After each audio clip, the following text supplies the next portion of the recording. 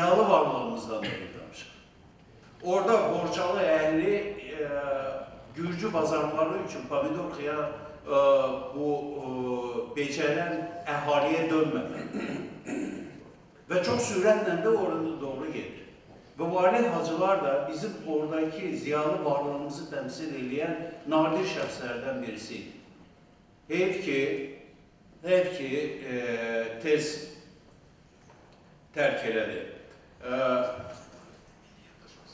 Ben valla Borçalı meselesinde ve Borçalı'nın hakikaten o sevilen güzel insanlarından birisiydi. Ama meseleler o kadar çoktu ki sağ olsaydı onların hamısından danışardı, bir sıralayardı. Yani bak bu var, sen bunu görürsen ama bu da var.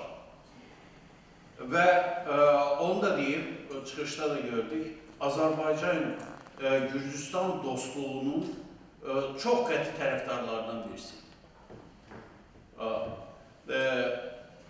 Ve sözümün sonunda bir müsbət bir notla tutarmaq istəyirəm. Ne yaxşı ki, oğlu var, Fəxri Hacılar var. Fəxri Hacılar da onun yolunu davam edir.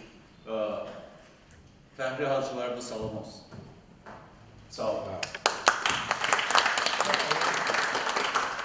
Sağ olun. Əməkdar Müsənət xadimi İsmail Qarova söz verir. Bilirsən, mən inanmıram ki, o millətin yaxşı tanıyır və yaxşı sevir. Millətin folklorla tanış olmayan adamın milliliyinə də mən qarşılaşıram. Yəni, seçdiyi yolun özü o qədər şıxırlıydı ki, o bölgənin bir sevgisine çevrilmişdi. Bizim daş yaddaşlarımızın vərəqliyə və dediyim alimlərimiz onun evin fəaliyyətini çox təşəkkür edirlər. Amma ilk dəfə Borçalıda Qoç abidələrinin, Qarabağ adının, Borçalı adının özünün kökünün araşdırılması, meydana gəlməsi, Gürcü elitasına, Gürcü dilində təqdim olunması, onların qəbul edilməsinə nail olunmasının validlərini təşkil edir. Bu da qeyd olundu. Valih müəllimin xarakterində, hərəkətlərində inqilabçılıq yox, davakarlıq yox idi. Elmin var, diskussiya var idi və bu diskussiya yoluna fikirlərini çox adil şəkildə qarşı tərəfə qəbul etdirməyə bacarılır. Çox önəmli bir məsələ. Məsələn, Borçalı aşıqlarının yaradıcılığı, onların oxuduqları hava-şartları Gürcü dilinə bunun tərcüməsi və Gürcülərin bizim aşıq havalarını mənimsəməyə oxumağı. Bunu ilk dəfə Valih müəllim lazım. Bu çox böyük şey. Yəni, oradakı xalqı, milləti tanımaq üçün onun mənəviyyatını, folklorunu, ədəbiyyatını, onun mənəvi dünyasını bələd olub, ondan sonra onun haqqında fikir yürüdə bilərlər. Yəni, bizim xalq, siz deyən kimi, hörmətli profesorumuz, yəni, təsəvvüat adam kimi deyil, bazar adamı kimi tanımaq lazım deyil. Həmin torpaqlar akademiklər yetmiş insanlar, el xadimləri yetişmiş insanlar, Cumhuriyyəti quran insanları yetişmiş bir diyar. Valih müəllim bunları üzərə çıxar. Və burada yenə deyirəm, ola bilər ki, Borçalı məktəbinin, Borçalı dünyasına, o folklor dünyasına zənginliyi, mənəvi zənginliyi Valih müəllimin həbbin nasıl valih eləmişdir, cəlb eləmişdir. Və o dünyanın Valih müəllim çox belə parlaq bir şəkildə açıq göstərməyə bacardı. Onun həm şeirlərində, həm yazılarında, hikayə. Məsələn, onun bir yazısı vardı, deməli,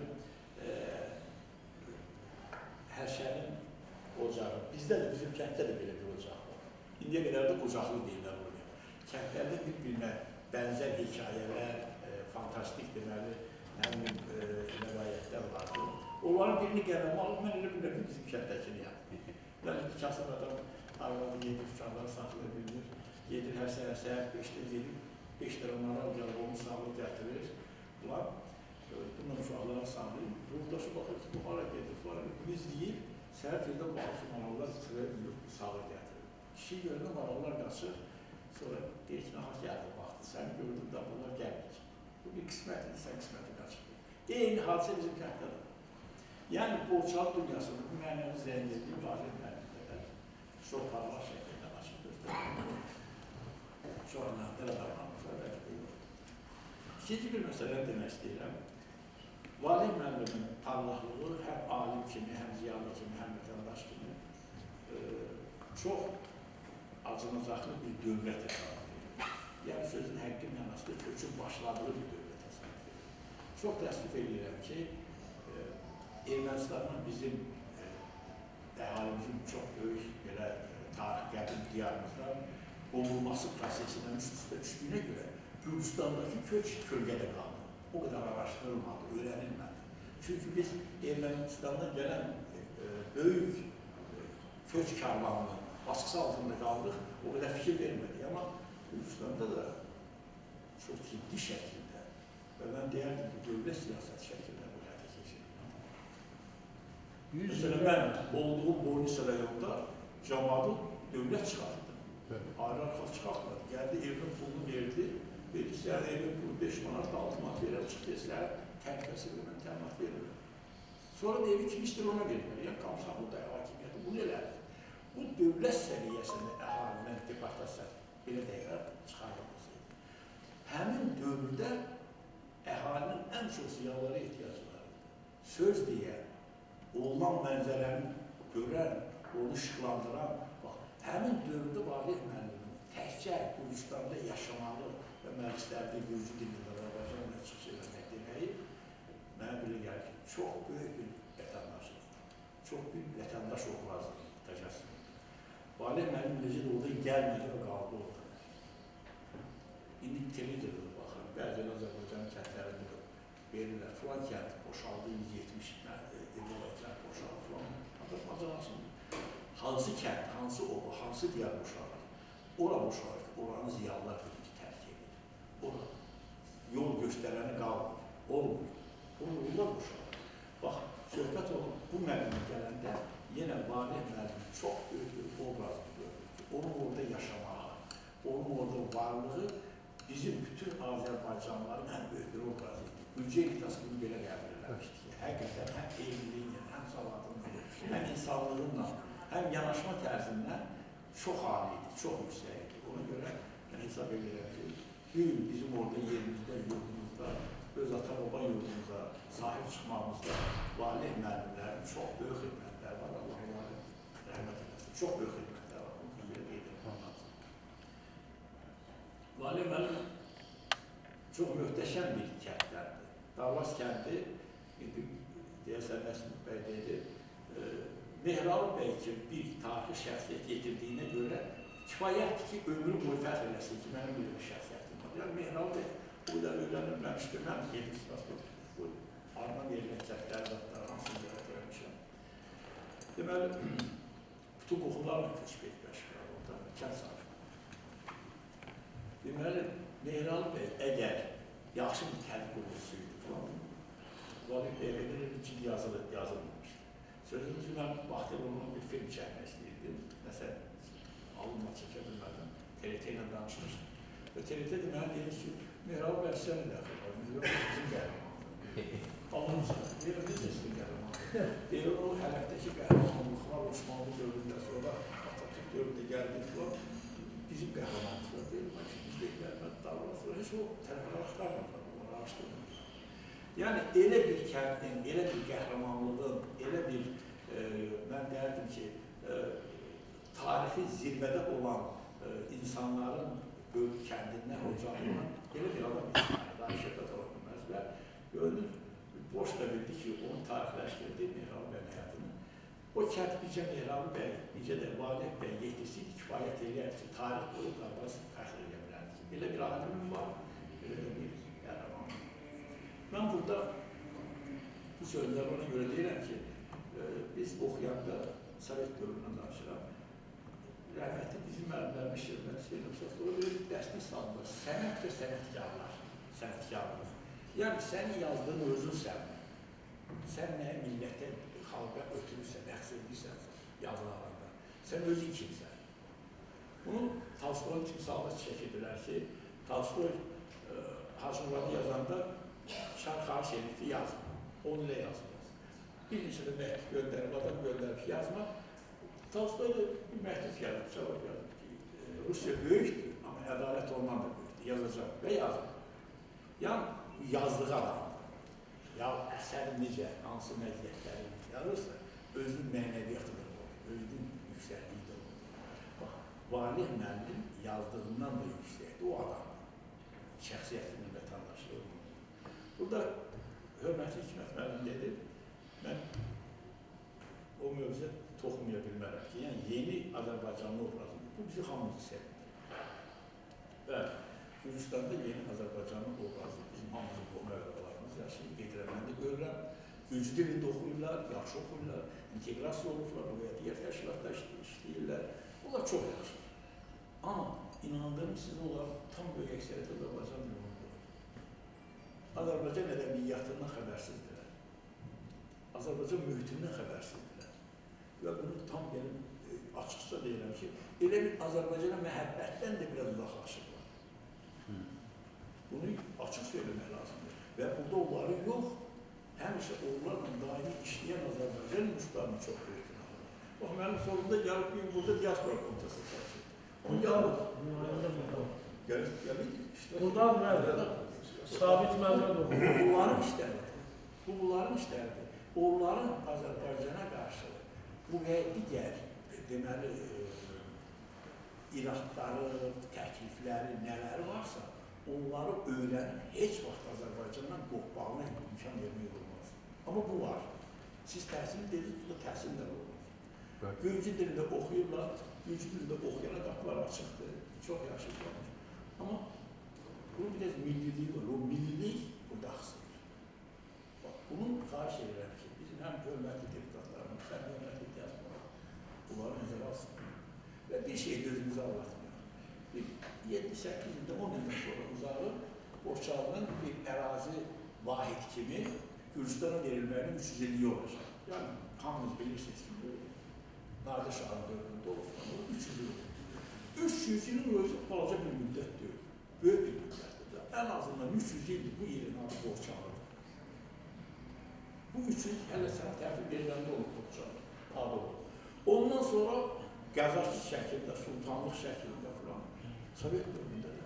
Amma çox təsvir edirəm ki, bizim hörmətli Gürcü dostlarımızın bir çoxu Qarapapaq sözündən, Borçalı sözündən səslənirlər. Elə bir orada bir separatizm axtarırlar, elə bir orada bir vahim axtarırlar. Onları başa salmaq lazım ki, belə deyil və heç vaxt olmayıb olmayacaqdır. Bu 300 il ərzində bir nəfər qalsın desin ki, Borçalı əhalisi Gürcüstanın müstəqilliyinə, Gürcüstanın suverenliyinə qarşı çıxıb olmayıb belə bir şey. Yəni biz heç vaxt separatist duyğularla yaşamayan bir xalqıq. Ona görə bu bizim adımızı da mı dəyişək? Qarapapaq adından mı imtina edək? Borçalı adından mı niyə imtina eləməliyik ki? Bizim bir SDM bölümdə Sergey Lakiyanında uzun danışdığımız bir sədrimiz vardı Moskvada. Bunu o vaxtlarda xaricində getmək o qədər dəbir olan deyildi. Bunu göndərdilər, tarca göndərdilər. Geçdim orada televiziyaların fakültəsində işlər.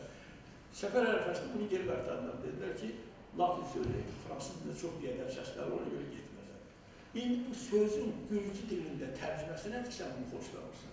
Qarapapaq sözü Gürcü dilində tərcüməsiləri borçalır. Mən bunu belə bu inqilabı şəklində yox, nə bilim, mən bunu etiraz şəklində yox, belə Valih Hacıların formatında Gürcü dostlarımızla mən hesab edirəm ki, müzakirə edib onlara başa salmaq lazımdır. Biz onların əbədi 1000 illərlə yaşamış sakinlərik, 1000 illər bundan sonra da yaşayacaq. Heç canlı getmək fikrimiz yoxdur. Şükür Allah məktəblərimiz işləyirlər. Amma müəyyən çətinliklərimiz var. Başqa bölgələrdən, başqa ölkələrdən göz dikənlər var. Onlarla niyyətlərini gözlərində qoyacaq və Valih Hacıları bu həmişə şad olacaq inşallah. Sağ olun. Sağ olun. Profesör Qədirxan Əhmədova sözü. Çox sağ olun. Canlarına təşəkkür edirəm. Doğrudan burada çıxışlar çoxaldıqca Valih Hacılar haqqında söz demək imkanı azalır. Ona görə hamımız bir-birini təkrar edilməlidir. Ancaq yenə də bir-iki kəlmə qeyd etmək istəyirəm. Valih Hacılar Gürcüstanda Tiflis elmi, mədəni, ədəbi mühitində böyümüş və o mühitin bütün üstün cəhətlərini özündə birləşdirən görkəmli şəxsiyyətdir. Bu gəlin hamı o imza almaq ki, Tiflis mühiti Azərbaycan və yaxud da Bakı mühitindən xeyli dərəcədə zəngin idi, həm də qədim idi. Həm də ona görə ki, o müəllimlər seminariyası orada demək qərar tutmuşdur və orada daha çox ziyarlılıq, daha çox obyektivliyə əsaslanırdı və bu mənada demək Vali Hacıların da bütün araşdırmalarında, fəaliyyətində bu ziyarlılıq, bu özünü göstərir. Mən Vali Hacıları bir tədqiqatçı kimi klassik tədqiqatçılar sırasına aid edirəm. Yəni, yenə 20-ci əsr əvvəllərində Azərbaycan yazıçılarının həm maarifçilik funksiyasını öz üzərinə götürdüyünü, həm də bütün sferalarda xalqı ilə yaxın olan, milli yaddaşı yaşadan bir tədqiqatçı kimi onu mən gördüm və bütün yazılarında da bu şəkildə mən onu görürəm. Mən əlbəttə demək, Vali Hacılarla çox təəssüf ki, cəmi bir dəfə görüşmüşəm, bəlkə də burada ən az görüşənlərdən biri mənəm. 1986-cı ildə Elmlər namizədi demək, dissertasiyasını müdafiə edəndə ədəbiyyat üsusunun məşhur dəhlizində biz görüşdük. O Tiflisdən gəlmişdi və məlum oldu ki, mənim müdafiə ərəfəmdə fevral ayında, gələk ki, yanvar ayı bəlkə də biz görüşdük. Referatı məndən istədi. Əvvəlcə bir söhbət elədik. Məlum oldu ki, biz ikisimiz də eyni yerdənik. Bizim kəndlə, yəni Azgəriyən kəndi ilə Darvaz kəndi arasında cəmi bir meşə var. 6-7 kilometr olar və bir dərə var. Ona biz Darvaz dərəsi deyirik. Yəni Darvaz və Gəriyən arasında çox yaxın bir məsafə var. Və bu şəkildə tanış olduqdan sonra demək, həm də dedi ki, mən Afaqın yolu bitirmişəm 73-cü ildə. Mənim böyük qardaşım Novruz da 73-cü ildə Afaqın yolu bitirmişdi. Belə 5 dəqiqəlik söhbətdən sonra söhbət Tiflisdən keçdi və Emin daim o vaxtı radionun baş redaktoruydu. Bu da yəqin müəyyən təsir göstərdi. Dedi ki, avtoreferatını verərsəm, mən verdim avtoreferatı. Ancaq heç bilmirəm, avtoreferata nə lazımdır, ya nəsə lazımdır. Ancaq cəmi bir 10 gün keçmişdi, mənə elmi katib dedi ki, Gürcistandan sənə rəy gəldi, avtoreferatına rəy gəldi. O zaman avtoreferata rəy vacib şərtlərdən biri idi və çox sevindim və heç mən gözləmədiyim halda Vali Hacılar mənim avtoreferatına Tiflisdən rəy göndərmişdi. Yəni, Respublikadan rəy daha yaxşıydı, ancaq kənardan rəylər daha yaxşıydı və bu mənada mən Vali Hacıların sonraki fəaliyyətini həmişə izləmişəm, onun yazılarını, onun şeirlərini, demək, tədqiqatın müxtəlif istiqamətlərdə tədqiqatlar aparırdı. Yəni, o, belə deyim, 20-ci əsr ziyanları kimi onun istiqaməti müxtəlif idi, hər tərəfli idi, əhatəli idi. Belə deyim ki, onu mən daha çox belə Gürcü, Azərbaycan ədəbi əlaqələr kontekstində öz yerini tapan və bu sahədə çox böyük töhfələr verən bir araşdırmacı kimi görürəm və bu şəkildə qiymətləndiririm. Ona qədər rəhmətli Dilara xanım Əliyevanın müəyyən tədqiqatları var idi. Dilara xanım Əliyeva ilə demək, bir Gürcü tədqiqatçısı var idi. Onlar həmişə qoşa gah imza ilə çıxış edirdilər, araşdırmalar aparırlar. Bu mənada mən düşünürəm ki, Vali Hacılar o səhvli tək başına keçdi və tək başına həm Gürcü ədəbiyyatı, həm Azərbaycan ədəbiyyatının qarşılıqlı əlaqələr kontekstində araşdırmalar apardı. Yəni, bir tərəfdə Gürcü bir müəllif, o bir tərəfdə bir Azərbaycanlı müəllifin qarşılıqlı araşdırmalar olmadı. Vali Hacılar hər iki missiyanı öz üzərinə götürdü və bu mənada Vali Hacılar həm də mənim nəzərimdə iki şəxsiyyət idi. Yəni, bu missiyanı yerinə yetirən, həm demək, Gürcü dilində çox yaxşı bilirdi, araşdırmalar aparırdı və həm də Azərbaycan dilində bu araşdırmalarını aparır. Düşünürəm ki, vali hacıların araşdırmaları demək, yenidən tədqiq olunmalıdır və hörmətli Hikmət müəllim dedi və əsərləri dərc olunmalıdır. Mən demək, Qafqaz Universitetində işləyəndə orada Mehran bəy orada heykəldə qoymuşdu. Orada onun haqqında, Mehran bəy haqqında çox böyük demək, təsəvvür var və onun haqqında adına məktəb var və bu məktəbin adlandırılması hamısında demək, vali hacıların da araşdırmalarının müəyyən olunmuşdur. Mən düşünürəm ki, vali hacılar Azərbaycan diyarlarını iki ölkədə, daha doğrusu üç ölkədə, həm də Türkiyədə, onun fəaliyyətinin böyük bir hissəsi Türkiyədə olubdur və Türkiyədə onu daha yaxşı tanıyırlar. Çingiz Qanunlar demək, onun adına bir vəqf quruldu və düşünürəm ki, bu üç ölkədə vali hacıların həm araşdırmaları vardır, həm də onun, belə deyim ki, müəyyən obrazı formalaşıbdır.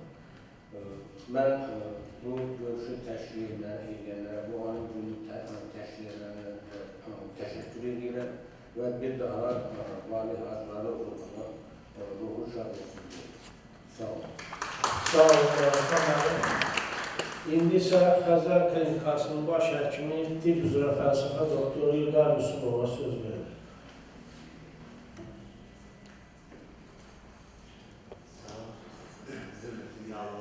Müasir davamçısı kimi görürdüm. Yəni, Tiflis ədəbi mühiti biz bilirik ki, Qafqazın mədəniyyət mərkəzi olub və bu Qafqazın mədəniyyət mərkəzi olmasında təkcə, belə deyək, Tiflisin özünü yox, eləcə də Azərbaycan mütəfəkkirlərinin də orada fəaliyyətindən asılı olmuşdur. Və Tiflis ədəbi mühitində Mirzə Şərif Vazehin Tiflisdə yazılmış şeirləri, niyə bunu qeyd edirəm? İsmail mənim çıxış eləndə dedi, Gürcü dilinə böyük inteqrasiya var, lakin Azərbaycan dili unutulur. Doğrudan da bu faciədir. İnteqrasiya var Azərbaycan dili, Azərbaycanın tarix şəxsləri, yazarları, bizim folklorumuz da, dastanlarımız da bəzən onlardan soruşan onlara yad gəlir. Ancaq Mirzə Şərif Vazehin nəğmələri Bodenstedt tərəfindən Almaniyada çap olunan nəğmələr əsəri məhz bizdə çap olunmuşdur və bunun haqqında da geniş söhbətlər olurdu vali müəllimlə. Eləcə də Azərbaycan dramaturgiyasının əsası da Mirzə Fətəli Axundov tərəfindən Tiflisdə qoyulmuşdur. Tiflis ədəbi mühitində həm mətbuatımızın, milli mətbuatımızın sərgilənməsi, maarifçiliğimizin yayılması, Əkinçi qəzeti Tiflis ədəbi mühitində qoyulmuşdur. Cəlil Məmmədquzadənin Satirik Molla Nəsrəddin jurnalı və Molla Nəsrəddin jurnalına ünvanlanan Azərbaycanda çapı həmin dövr üçün mümkün olmayan belə deyək, hüquqnamə elə həmin o şeirləri daşıyan Hukuk yerişli uşağın adıyla altında çap olunduğunu və vali müəllimlə həmin söhbətlərdə xatırlanır, danışılır və danışdıqca da həmin şəxslərin davamçısı kimi vali müəllimi Tiflisin bu gözəl küçələrində gəzən bir ziyalı, bir dahi görünürdü və həmin ziyalının Tiflisdə olması neçə təkcə elmi fəaliyyət yox, pedagojik fəaliyyətinlə bir neçə şəxslərlə söhbət etdikdə görürük ki, vali müəllimin nə qədər yetirmələri var, nə qədər ərsəyə gətirdiyi ziyalılar var. Bu, vali hacıların ümumi fəaliyyətini götürəndə əlbəttə ki, burada geniş çıxışlar oldu və o çıxışların əsasında ondan sonra çıxış qurmağın özü çətinlik törətsə də, amma vali hacıların fəaliyyət dairəsi o qədər geniş olub ki, və hər kəs özünə oradan müəyyən qədər çıxış götürə bilər, elə bilirəm. Əsasən yaradıcılığını elmə, eləcə də folklora həsr edən Valih müəllimin fəaliyyətində folklor təkcə belə deyək, nağıllar, dastanlar, aşıq yaradıcılığından ibarət yox, bir xalqın əsasən tarixi,